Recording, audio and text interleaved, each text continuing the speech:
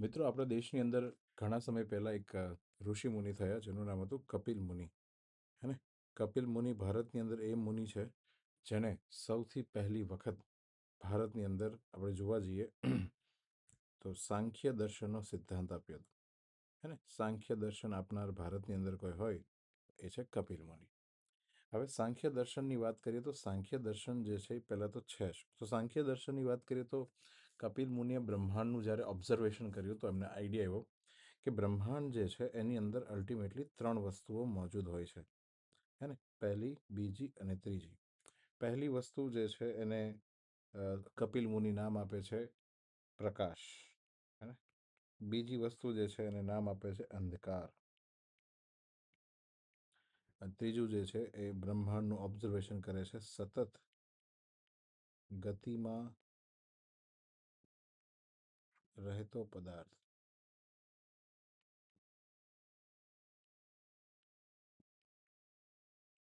Okay, સો ultimately 3 વસ્તુ જે છે અહીંયાથી બ્રહ્માંડના ઓબ્ઝર્વેશનથી મળે છે. હવે અહીંયા શું કીધું ખબર? કપિલ મુનિ એવું કીધું કે આ જે 3 વસ્તુ છે, આ 3 વસ્તુઓને તમે ભેગું કરો એટલે આનો જવાબ જે છે આવે બ્રહ્માંડ. શું જવાબ આવે આનો જવાબ? કે આખું આખું યુનિવર્સ છે સાહેબ, એ આ 3 વસ્તુનું બનેલું છે. હવે મારો પ્રશ્ન એ થાય કે સર બ્રહ્માંડ આ 3 વસ્તુનું બનેલું છે. ઓકે, સમજ પડી ગઈ. તો આ જે 3 વસ્તુ છે એ શેમાંથી આવે છે?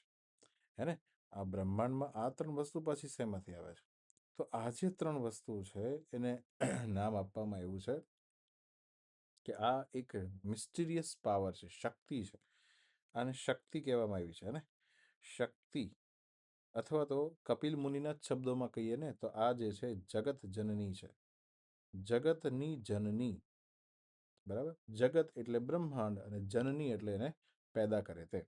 સો અલ્ટિમેટલી પ્રકાશ છે. તમે યુનિવર્સમાં જુઓ ને, આખા બ્રહ્માંડની અંદર અલ્ટિમેટલી શું છે? પ્રકાશ છે. જ્યાં બી લાઇટ છે. બીજું શું હશે? અંધકાર હશે. અંધારું છે આખા બ્રહ્માંડમાં, ખૂબ અંધારું છે. તો બીજું તત્વ, અંધારાને બી તત્વ કીધું, તો બીજું તત્વ દેખાણું એને અંધારું. અને ત્રીજું કીધું એને સતત ગતિમાં રહેતો પદાર્થ. મતલબ કે આપણા આખા યુનિવર્સની અંદર તમે જુઓ એક પણ વસ્તુ સ્થિર નથી. દરેક વસ્તુ જે છે એ સતત ગતિની અંદર છે. ફોર એક્ઝામ્પલ વાત કરીએ પ્લેનેટ અર્થ, આપણી પૃથ્વી માતા, એ બી ગોળ ગોળ ફરે છે. સુરત દાદા એ પણ ગેલેક્સીના કેન્દ્રનું ચક્કર લગાવે છે. અચ્છા, એ છોડો ભાઈ, આ આખું નાખું યુનિવર્સમાં, અચ્છા આપણું બોડી જે છે, આપણા શરીરની અંદર આમ નાના નાના માઇક્રો ઇલેક્ટ્રોન્સ જે છે અત્યારે બી ફરતા હશે. એક વસ્તુ તો ખાલી તમારામાં તાકાત હોય તો દેખાડો કે જે સ્થિર હોય. એક પણ વસ્તુ સ્થિર નથી, બધું જ ગતિમાં છે. તો અહીંયા કપિલ મુનિ એવું કહે છે કે બ્રહ્માંડની અંદર 3 વસ્તુ છે: પ્રકાશ, અંધકાર અને સતત ગતિમાં રહેતો પદાર્થ. આ 3 વસ્તુને ક્લબ કરો એટલે બ્રહ્માંડ બની જાય. તો હવે આપણને એમ સવાલ થાય કે આ 3 વસ્તુ ક્યાંથી આવે છે? તો આ 3 વસ્તુ માટે કપિલ મુનિ એવું કીધું છે કે આ 3 વસ્તુ જે છે એ એક પ્રકારે શક્તિ છે, જગત જનની છે. અને જગત જનનીની વાત કરીએ આગળ તો આને પહેલી વખત આપણા દેશની અંદર એક શબ્દ આપવામાં આવ્યો, પ્રકૃતિ. એવા શું છે પ્રકૃતિ? પ્રકૃતિનો મિનિંગ એવો થતો હતો, પ્રકાશ, અંધકાર અને જે આખા યુનિવર્સનું મેટર છે એ જેમાંથી બને છે. જોજો, ધ્યાનથી સમજ. હવે હું એવું કહી દઉં કે હું એમ ખાલી તમને કહેવા પૂરતું કહી દઉં કે ભાઈ એ જે છે એ ચલો આવું આવું કંઈક છે, મિસ્ટીરિયસ છે. આ દેખાય, યલો કલર જે છે આમાંથી એક ભાગ જે છે કન્વર્ટ થઈને લાઇટ બની જાય, એક ભાગ કન્વર્ટ થઈને અંધારું બની જાય અને એક ભાગ કન્વર્ટ થઈને સતત ગતિમાં રહેતો પદાર્થ બની જાય. તો હવે આ જે પીળા કલરની વસ્તુ છે, આ શું છે? આને નામ આપવામાં આવ્યું પ્રકૃતિ. પ્રકૃતિ પ્રકાશ, અંધકાર અને ગતિમાં રહેતા પદાર્થને જન્મ આપે છે. હવે અહીંયાથી થાય શું? આ પ્રકૃતિ જે છે, કપિલ મુનિ આગળ જઈને સમજાવે છે. કપિલ મુનિએ બ્રહ્માંડનું ઓબ્ઝર્વેશન કર્યું હતું, તો બ્રહ્માંડની અંદર એને આ 3 વસ્તુ દેખાણી હતી. હવે સેમ 3 વસ્તુ એને એક વ્યક્તિના શરીરમાં બી દેખાશે. મતલબ માનવ જે આ ધરતી પર અત્યારે ફરી રહ્યો છે, હ્યુમન હોમોસેપિયન્સ આપણે બધા છીએ. માનવની અંદર બી તમે જોજો, આ માનવ જે છે, અથવા પ્રાણીઓની પણ તમે અહીંયા વાત લઈ શકો, માનવ જે છે એની અંદર બી 3 ગુણો છે. પહેલો ગુણ, આપણે બધા શું કરીએ છીએ? આપણી અંદર કંઈક ને કંઈક સારી વસ્તુ જે છે એ જન્મે છે. એ જે સારી વસ્તુ છે એને આપણે કહીએ કે ચલો આ ખૂબ સારા ગુણ છે, કોઈની પ્રત્યે દયા, પ્રેમ ભાવના, કરુણા, હે ને, કોઈની મદદ કરવી, આવો આપણી અંદર એક સ્વભાવ છે, સારી વસ્તુ છે. અચ્છા, આપણી અંદર ખરાબ વસ્તુ બી છે, ગુસ્સો આવવો, કોઈની પ્રત્યે ઈર્ષા કરવી, ખોટે ખોટી કોમ્પિટિશન કરવી, આ બધું શું છે? ખરાબ બાબત છે. તો એક આપણી અંદર મૂળભૂત ગુણ આ બી છે. આપણી અંદર ત્રીજો મૂળભૂત ગુણ એવો બી છે કે આપણે સતત કંઈક ને કંઈક કર્યા કરીએ છીએ. આપણે સ્થિર નથી બેસી શકતા. આપણી અંદર ગતિ જન્મે છે, ગતિ આવ્યા કરે છે. જોબ મેળવવી છે, કંઈક કમાવવું છે, આ પ્રાપ્ત કરવું છે. સતત એક વસ્તુ પૂરી થાય ત્યાં બીજું આવી જાય. તમે કે ચાલો એક નાની એવી ટાટા નેનો કાર લીધી હોય તો હવે તમને એમ થાય કે નહીં મારુતિની 800 લઈએ. 800 લઈએ એટલે તરત એમ મન થાય કે નહીં હવે સ્વિફ્ટ ગાડી લઈએ મારુતિની. તો ધીરે ધીરે ધીરે આપણી અંદર એક પ્રકારની ગતિ છે. એટલે કે આપણી અંદર બી તો સતત ગતિમાં રહેવાનો એક ભાવ છે. આપણે થાકીએ એટલે થોડી વાર સૂઈ જઈને પાછા ગતિમાં આવી જઈએ. તો એક વ્યક્તિના અંદર, આપણા માનવની અંદર, મનુષ્ય પ્રાણીની અંદર આ પણ 3 બાબત છે. હવે એણે વિચાર્યું કે ભાઈ બ્રહ્માંડની અંદર બી આ 3 વસ્તુ છે, બ્રહ્માંડની અંદર બી આ 3 વસ્તુ છે, અને સાથે સાથે માનવની અંદર બી આ 3 વસ્તુ છે. તો આપણે અહીંયા કપિલ મુનિ એક બહુ જ મોટો વિચાર રજૂ કરે છે, અને એ વિચાર એ છે કે આપણે બી તો યુનિવર્સનો જ ભાગ છીએ ને.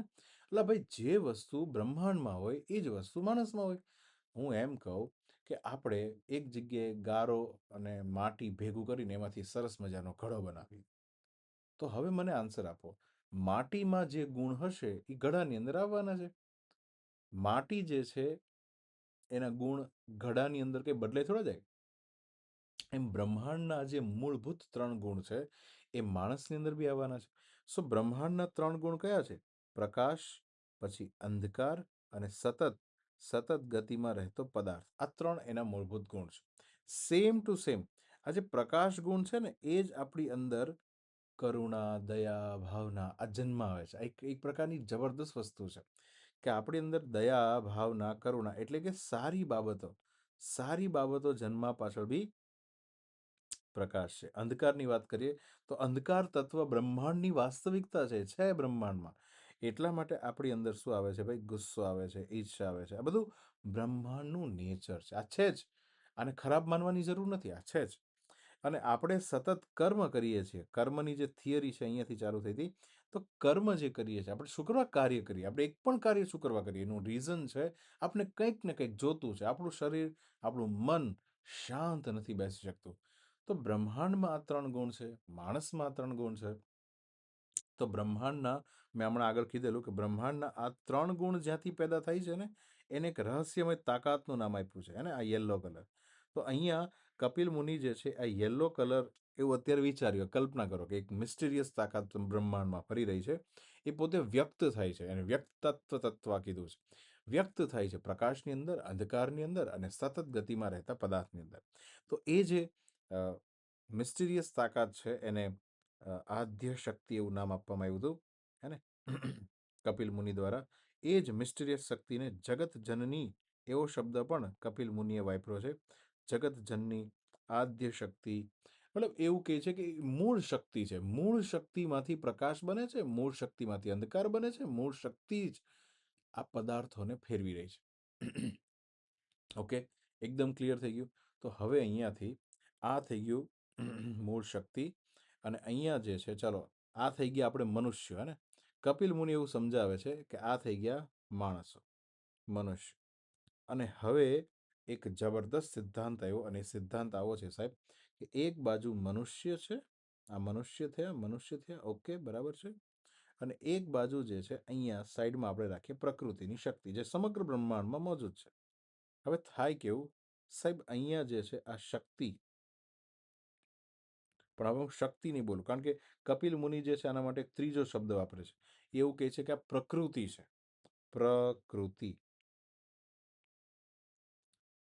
પ્રકૃતિ મતલબ કોઈ વસ્તુ થઈ એની પહેલા જે હતું, કૃતિ એટલે કંઈક થયું.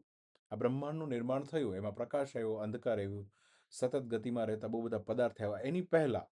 એની પહેલા એક તાકાત હતી, એને પ્રકૃતિ તાકાત કીધી છે. જોજો, હજી સુધી કોઈને આઈડિયા નથી કે આ તાકાત શું છે, અને એની વિશે ખૂબ ડિબેટ બી થાય છે. ઘણા લોકો એને ઈશ્વર કહી દે છે, પણ હજી સુધી કોઈને આઈડિયા નથી. કપિલ મુનિ એટલું કીધું કે પ્રકૃતિ છે, પ્રકૃતિમાંથી જ વસ્તુ બને છે. આ પ્રકૃતિ પણ છે ને મનુષ્ય, હવે મનુષ્ય શબ્દ બોલવા કરતા અહીંયા કપિલ મુનિ એને પુરુષ શબ્દ કે, પુરુષ એટલે મેલ નહીં, આમાં મેલ ફિમેલ અને તમામ આખું નાખું પ્રાણી સૃષ્ટિ આની અંદર આવી ગઈ. તો પુરુષનો અહીંયા લિટરલી મિનિંગ એવો લેવાનો છે કે તમામ જીવિત વસ્તુ જે આપણી ધરતી પર છે. હવે આ પ્રકૃતિ જે છે એ પુરુષને પોતાની ચુંગાલમાં બાંધે, આવું કીધું. કપિલ મુનિ શું કહે છે કે એને પોતાની જકડી લે, હે મતલબ પ્રકૃતિ જે છે એ પુરુષને, તમે જોઈ શકો છો અહીંયા પ્રકૃતિએ પુરુષને બાંધી લીધો. એટલે કે એક પ્રકારે પ્રકૃતિ અને પુરુષનું મિલન થયું. અને આ મિલનથી તમે જોજો કે આપણી અંદર જ આ મિલન થાય છે ને, એટલે જ આ પુરુષની અંદર 3 ગુણ પેદા થાય છે. પ્રકૃતિ લઈને આવે છે, પ્રકૃતિ જે પણ આ મૂળ 3 ગુણોથી બનેલી છે. તો એટલા માટે પુરુષ એટલે કે આપણી અંદર સારા ગુણ છે, ખરાબ ગુણ પણ છે, અને આપણી અંદર સતત કર્મ કરવાની ભાવનાઓ પેદા થયા કરે છે. આ બધાનું મૂળ કારણ છે પ્રકૃતિ. તો હવે તમે સમજો કે અહીંયા અલ્ટિમેટલી પ્રકૃતિ જે છે એ પુરુષને બાંધે છે. આને કહેવાય પ્રકૃતિ અને પુરુષનું મિલન. એટલા માટે જોજો આખું નાખું મૂળ ખેલ શું છે આપણા દેશની અંદર. આ જે બંધન છે ને, એ બંધન તોડવાનું છે. જો આ બંધન તૂટે તો પુરુષ એના મૂળ સ્વભાવમાં આવે. એ મૂળ સ્વભાવ જે છે, મતલબ આ ગ્રીન કલર જેનો મૂળ સ્વભાવ છે, એવું સમજો. એ મૂળ સ્વભાવ જે છે એનું નામ છે સત ચિત આનંદ. આપણો મૂળ સ્વભાવ આ છે, સત ચિત અને આનંદ.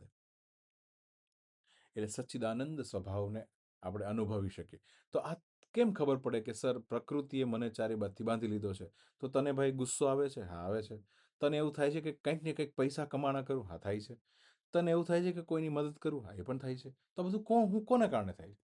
ક્યાંથી છે તારા શરીરમાં બધી વસ્તુ આવે? આ બધી વસ્તુ આવે છે પ્રકૃતિમાંથી. સો અલ્ટિમેટલી પ્રકૃતિ પુરુષને બાંધશે, અને પ્રકૃતિ જેવો પુરુષને બાંધે એટલે પુરુષમાં જ આ 3 ગુણ પ્રકૃતિ પેદા કરે. એટલા માટે પુરુષ એટલે કે વ્યક્તિ, એક જીવિત વ્યક્તિ, એ સારા, ખરાબ અને કર્મ આ 3 વસ્તુથી જોડાઈ જાય. હવે આખો ખેલ એવો છે, આમ તો ખાલી મેં તમને આ 3 જ ખરેખર 23 ગુણો જે છે પ્રકૃતિ પુરુષની અંદર એડ કરી દે. સો હવે આખો ખેલ એ છે કે આમાંથી મોક્ષ મેળવવો હોય, પોતાના સચ્ચિદાનંદ સ્વરૂપને અનુભવવું હોય, તો તમારે આ પ્રકૃતિનું બંધન જે છે, ફોર એક્ઝામ્પલ આ બંધન હું અહીંયાથી આ રીતના તોડી નાખું, હે આ બંધન અહીંયાથી આપણે તોડી નાખીએ, જો આ તૂટી ગયું. આ બંધન એક પછી એક તૂટતું જાય. તો જેવા બંધન તૂટતા જાય એમ આ જે પુરુષ છે પોતાની મૂળ અવસ્થાને અનુભવે, જેને ચેતના પણ નામ આપ્યું છે. આ ખરેખર ગ્રીન કલર એ શું છે? ચેતના છે, ચેતના શક્તિ છે. આ ચેતના ઉપર આપણી જે અંદર મૂળ સ્વભાવ છે ને, એની પર આ બધા પ્રકૃતિના અલગ અલગ ગુણ જે છે પેદા થાય. એટલે આપણી અંદર સારા, ખરાબ અને કર્મ કરવાનો ગુણ જે છે પેદા થાય. તો આ પ્રકૃતિ પુરુષનું મિલન થઈ જાય દર વખતે. કપિલ મુનિ એવું કહેતા કે આ પ્રકૃતિને અલગ કરી નાખો તો પુરુષ જે છે એની મૂળ અવસ્થાને અનુભવી શકે. એટલા માટે હું અહીંયા કહું છું કે આખા બ્રહ્માંડનું સર્જન, નિર્માણ કરનાર આ પ્રકૃતિનું નામ જે છે કપિલ મુનિ આવું આપ્યું હતું, આદ્યાશક્તિ અથવા તો જગતજનની. સો અહીંયાથી બેઝિકલી આપણે કહી શક્યું આદ્ય એટલે શરૂઆત, શરૂઆતનો પાવર, એની વિશે કપિલ મુનિ વાત કરી રહ્યા છે. તો આપણે નવરાત્રિને જે અનુભવીએ છીએ, આ 9 દિવસ માતાજીની જે ભક્તિ કરીએ છીએ, માતાજી, અને સીધી વસ્તુ, જેને આટલું ડીપ નોલેજ નહીં હોય એ માતાજીને શરીરના સ્વરૂપમાં સમજશે. પણ માતાજી અને આ જે બી કહાનીઓ છે તો પાછળથી આવી, પુરાણમાં આવી. દેવી પુરાણમાં મહિષાસુરનો વધ ને બધું લખ્યું હતું. ઓરિજિનલમાં આવું કંઈ હતું જ નહીં. ઓરિજિનલમાં આપણા કપિલ મુનિનું માનવું એવું હતું કે આ એક મૂળભૂત તાકાત છે, એક મૂળભૂત શક્તિ છે, જેનેથી બ્રહ્માંડનું સર્જન થઈ રહ્યું છે. હવે અહીંયા ધ્યાનથી સમજો, તો અહીંયા આ જે મૂળ તાકાત છે એનો અનુભવ આપણે કરો. આ જ આખો કોન્સેપ્ટ મારે એક સામાન્ય વ્યક્તિને સમજાવવો હોય તો આપણે એને સમજાવી શકીએ. એટલે જ તમે જોજો નવરાત્રિની અંદર આપણે ઘડો લઈએ છીએ ને, અને ઘડાની અંદર આ રીતના આવો ઘડો હોય ને, આપણે એને ગરબો નામ આપીએ છીએ, ગર્ભદ્વીપ કહીએ છીએ. ગર્ભો, એને ગર્ભદ્વીપ, ગર્ભમાં રહેલો દીપ. અને અહીંયા વચ્ચે સરસ મજાનો એક દીવડો મૂકીએ છીએ. આપણને ખબર નથી હોતું ક્યારેક ક્યારેક, કારણ આ પ્રેક્ટિકલ ડેમો છે. તમે જોજો અહીંયા છે નાના નાના છિદ્ર પાડવામાં આવે, હા કે ના? આ નાના નાના જે છિદ્રો છે હવે આપણે બધા જ જાણીએ કે એ છિદ્રોમાંથી પ્રકાશ નીકળતો હોય. શું નીકળતો હોય? પ્રકાશ નીકળતો. તમે જોજો અંધારાની અંદર એ સરસ મજાના આપણા ગરબાને જોજો, તમને આઈડિયા આવશે કે આમાંથી પ્રકાશ નીકળતો હોય. ચલો, પહેલું તત્વ જે છે, હા, કપિલ મુનિએ કીધેલું પ્રકાશ તત્વ, એ આપણને અહીંયા દેખાય છે. અને તમે પ્રકાશનો અનુભવ કરો તો અંધકારનો તો ઓટોમેટિક અનુભવ થઈ જાય. ભાઈ, હું એમ કહું કે આ આજુબાજુનો જે એરિયા છે, આજુબાજુનો જે આ બધો એરિયા છે, અહીંયા અહીંયા શું હોય? આ બધી જગ્યા પર તો અંધકાર જ હોય ને. આ બધી જગ્યા પર અંધકાર હોવાનો છે.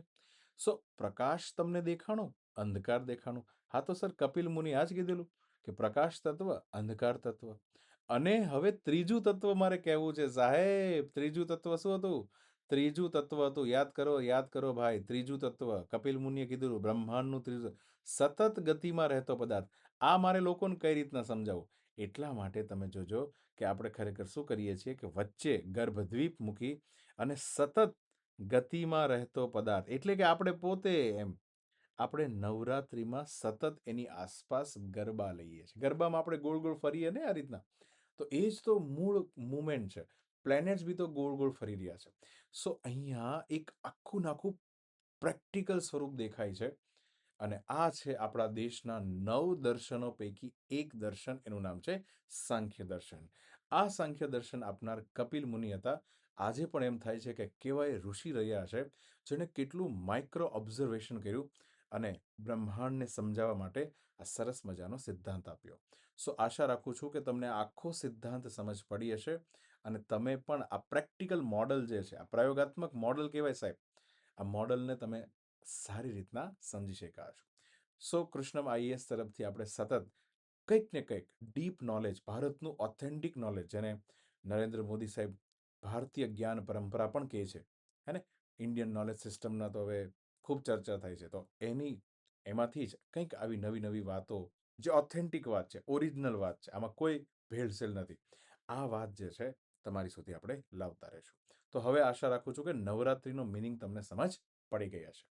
ચલો, બાય બાય.